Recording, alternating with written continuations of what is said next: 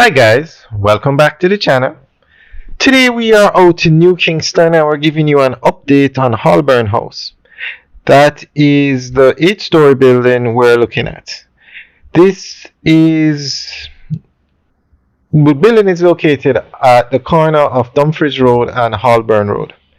Prime real estate in Jamaica. Now the building is 8 floors. Floors 1 to 4 will be used for parking and floors 5 to 8 will be commercial space. The building will have 20,000 square feet of rentable space. Now it's unfortunate that you have to use 4 floors for parking, but New Kingston is a very developed area. It's actually the business hub of Jamaica. This is actually Holborn Road now, so we're giving you a view of the building from Holborn Road. So New Kingston is very developed and there isn't a lot of space. So you find that the buildings are going higher now and they're coming with they're being built with either basement parking or a few floors will be used for parking, like a parking garage.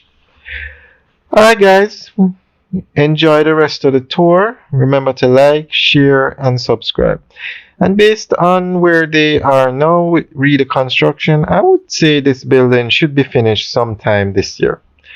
Alright guys, enjoy the tour. Have a good day.